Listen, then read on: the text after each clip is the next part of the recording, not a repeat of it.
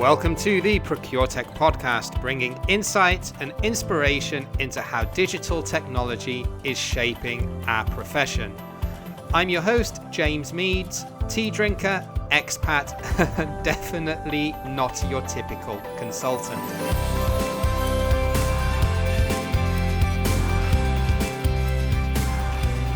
Yes, welcome to another episode of the ProcureTech podcast. And in today's episode, I've got a really good one for you. And I first came across these guys at a trade fair in London in March in what seems now like a parallel world almost.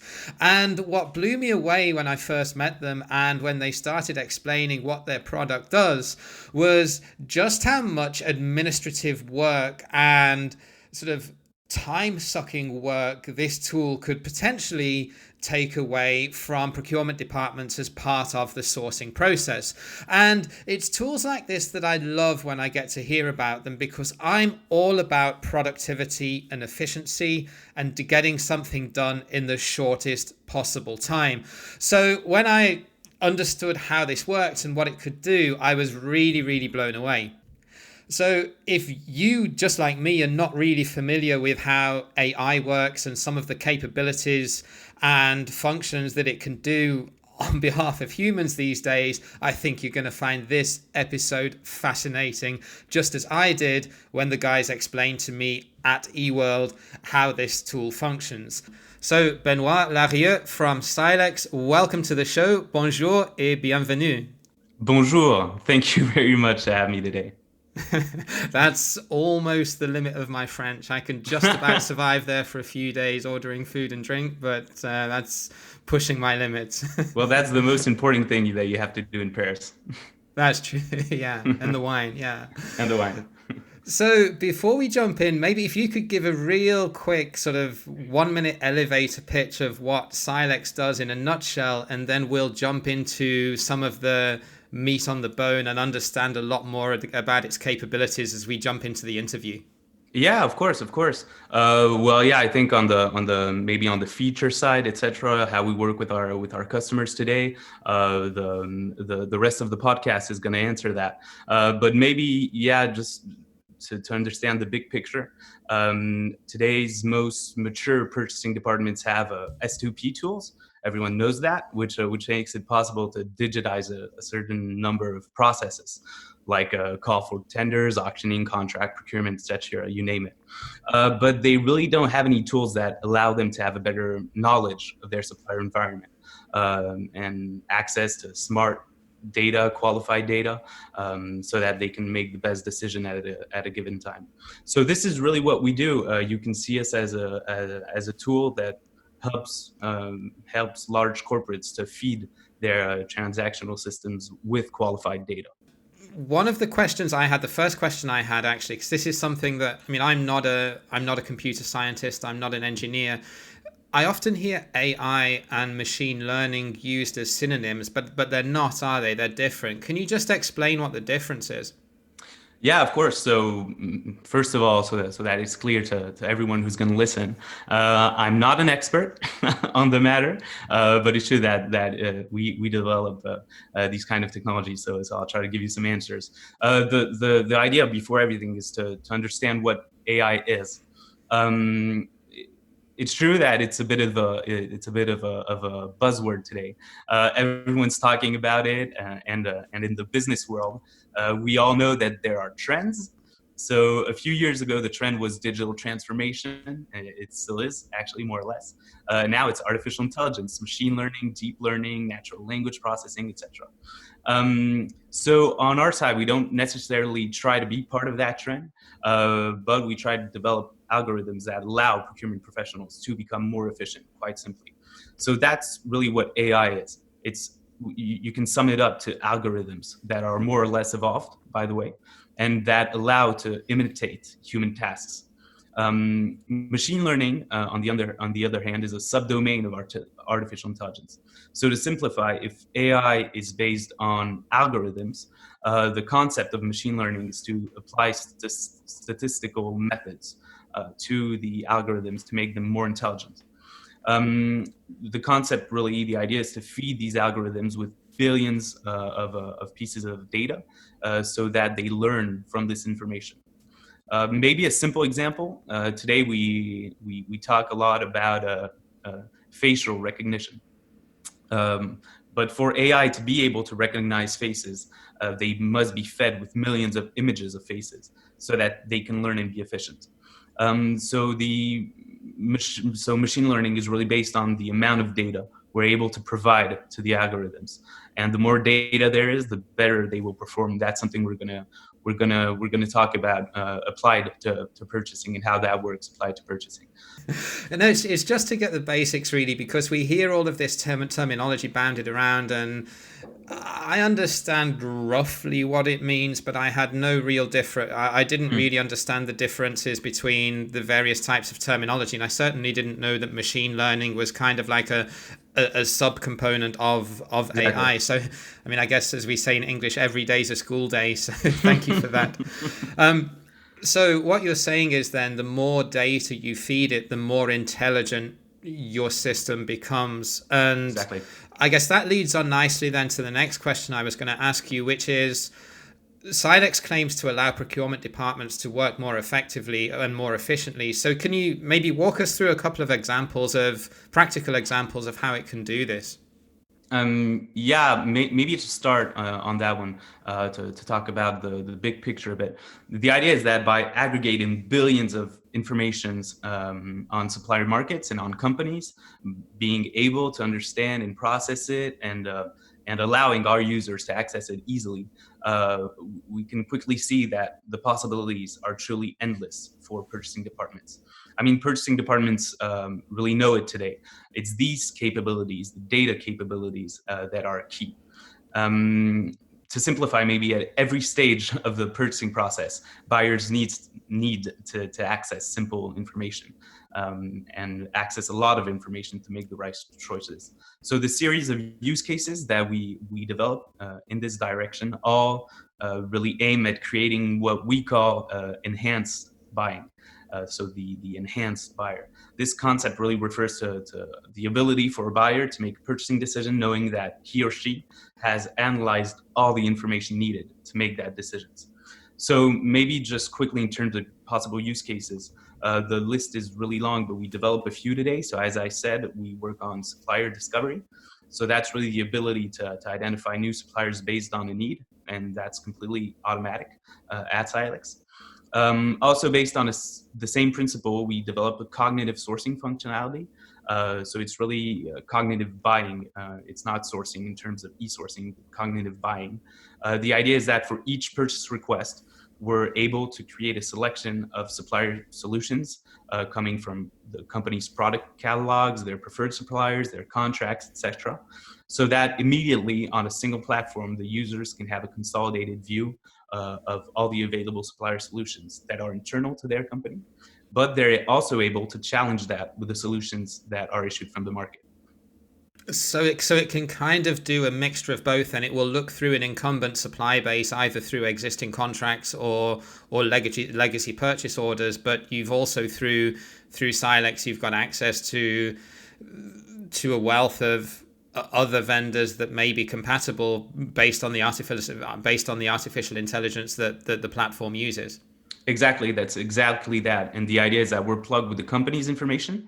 We'll maybe talk about that later. But yeah, so we can have a direct view of their product catalogs, their preferred suppliers, their contracts, their vendors, anything.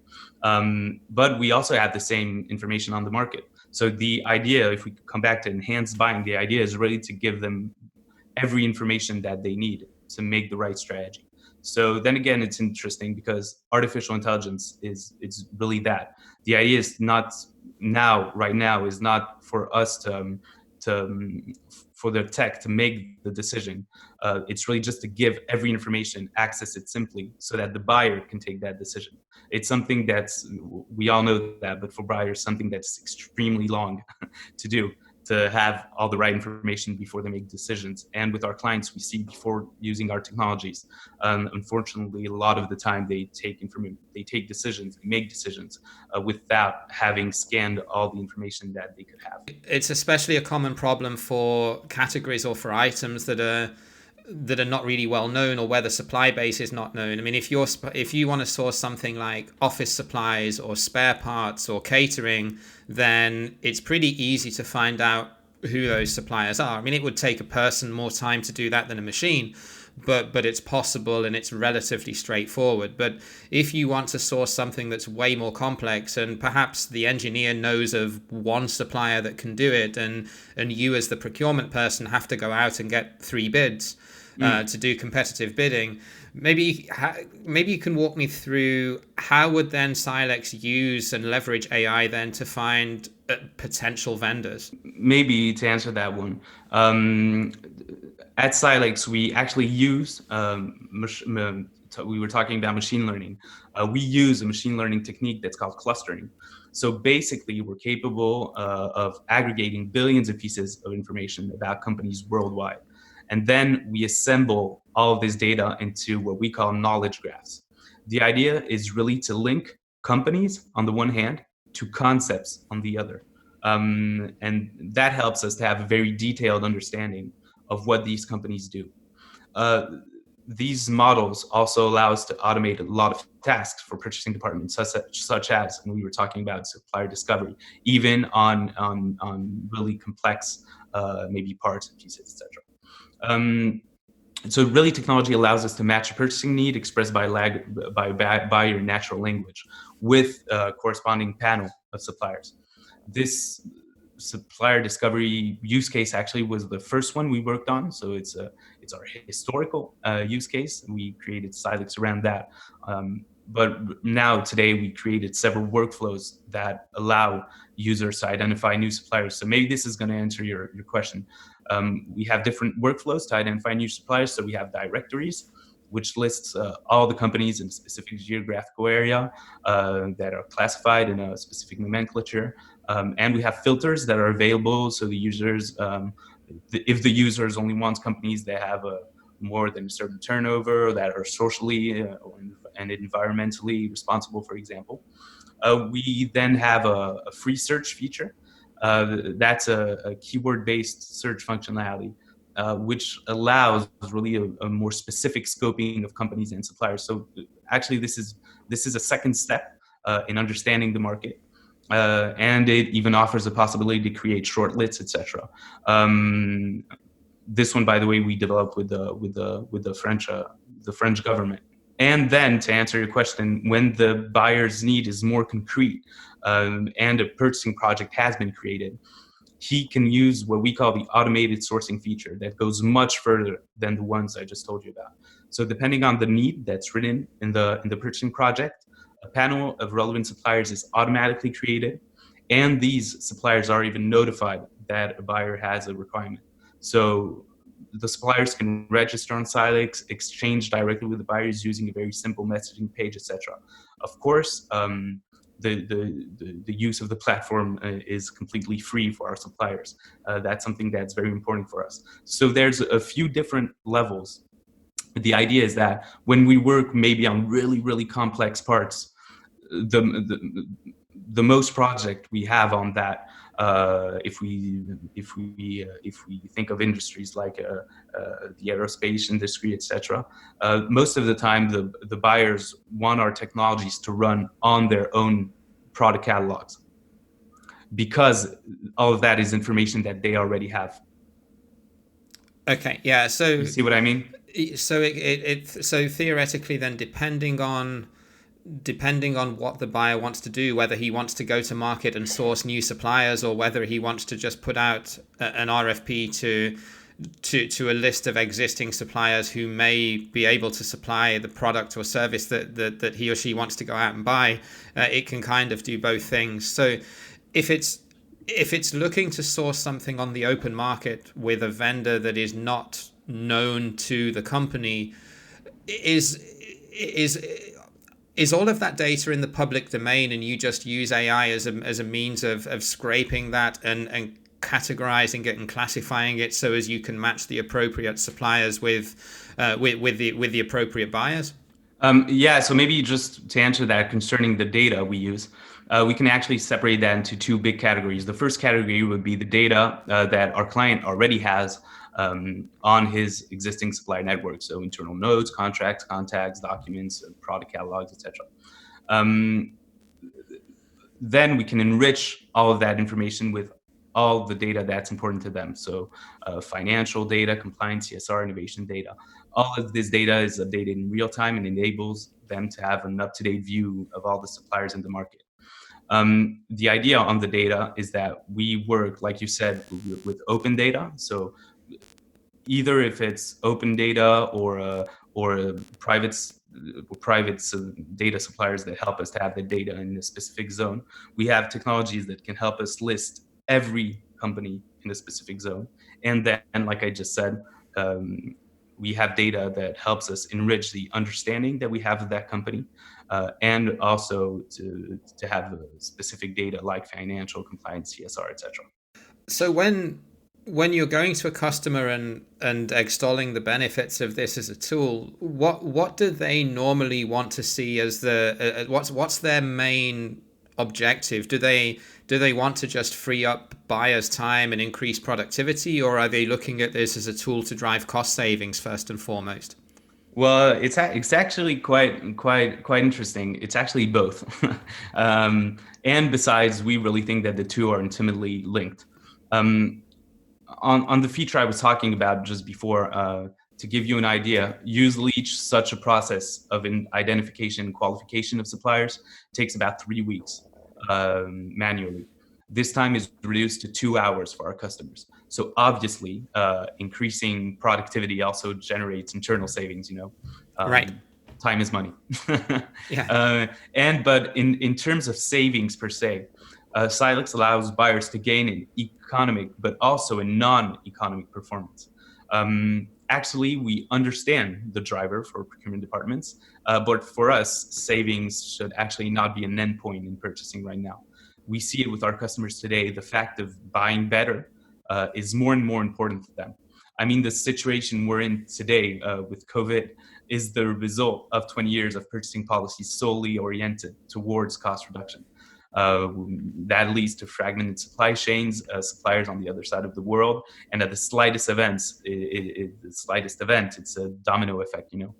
So we also see that risk management, for example, takes a leap in trends, actually. So to answer the question, buyers are allowed to automate their supplier searches, which saves a lot of time, but also to diversify their supplier panels. So maybe just on the economy part, an interesting study on the subject says that each new supplier added in a sourcing event represents 3.4% of potential savings. So, Okay. no, but it's true. And we clearly see this with our customers in terms of buying better as well. Diversifying the panels make it possible to add local, innovative, socially responsible companies, etc. And that's really increasingly important for our clients. I mean, it is, I guess, if you do it the smart way. I mean, I think I would maybe push back on that and say that just adding heaps and heaps of new suppliers is not necessarily going to drive the price down. But if you're using a tool that can do that in the smart way, exactly, yeah. And you raised a really good point. Just to take a step back to the last point that you made before that, with length and complexity of supply chains. I mean, I'm an advocate of this as myself, as someone that lives in Eastern Europe. That I don't necessarily think that when you look at total landed cost, when you factor in that occasionally you may have to do an air freight because your supplier in China or India screws up on lead time or sends you parts that are poor quality. When you factor in the additional logistical cost that you're going to have through having a longer supply chain and thus an increased risk, I think using tools like this together with someone in sourcing that can think outside the box a little bit and say, hey, instead of sourcing in China, let's have a look at Turkey, or let's have a look at I don't know, North Africa, for example, Egypt. Exactly. And I think that can be that together, the human that can, have that sort of knowledge and ingenuity to think outside the box, and then have the machine that can do a lot of the hard work for them, I think is a fantastic combination together. Exactly, and we clearly support that and think the same way. It's actually quite funny. During the COVID crisis, we work a lot with the French government to help them identify suppliers that can help during the crisis. So obviously, in the time of crisis, it's ever so important to just be able to identify suppliers quickly. The buyers don't have 3 weeks to do it. And we're working with a partner of ours on a huge project of resourcing. So how can companies, like you just said, how can companies identify suppliers uh, more locally, etc. So that's really interesting and really proud actually to use our technologies to do that.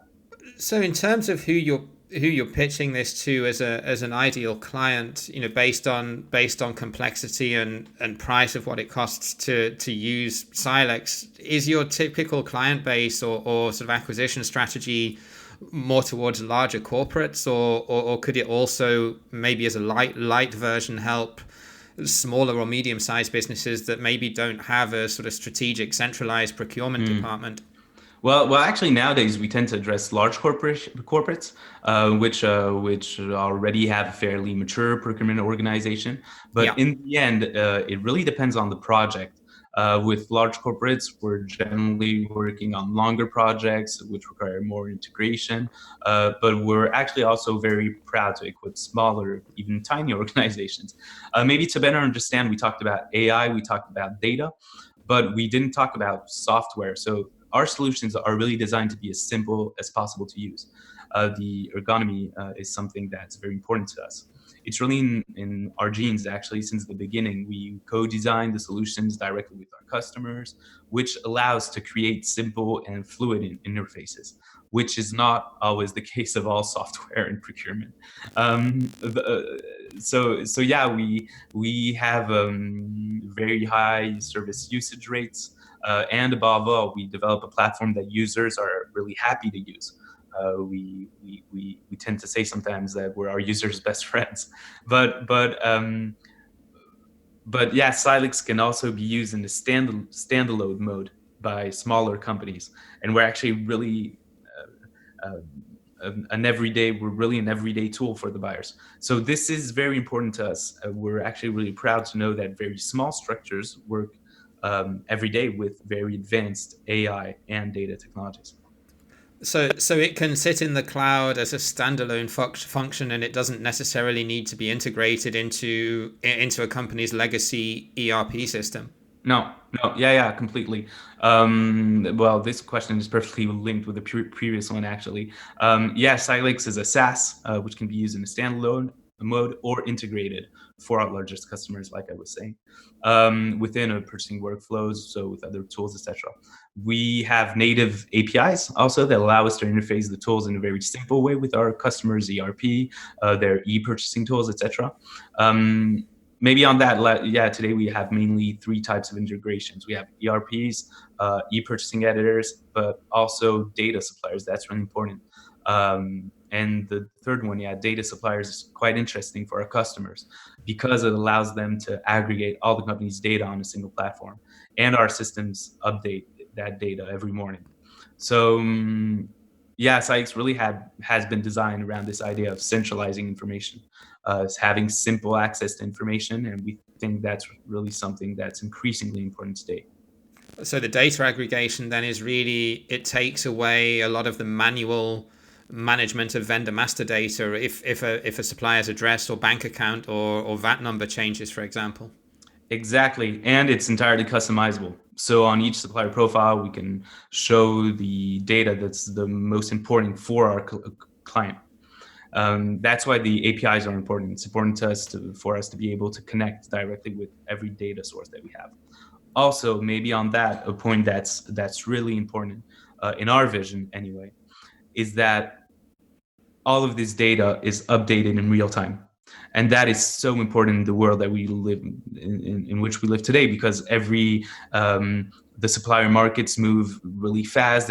There's innovation everywhere, new companies that grow every day, and it's really important for the buyers to be able to have that information in real time. It's one of those things that lead to a lot of invoice problems down the line as well, because if there's not, I mean, companies typically have a big long tail of spend of suppliers that they don't actively manage.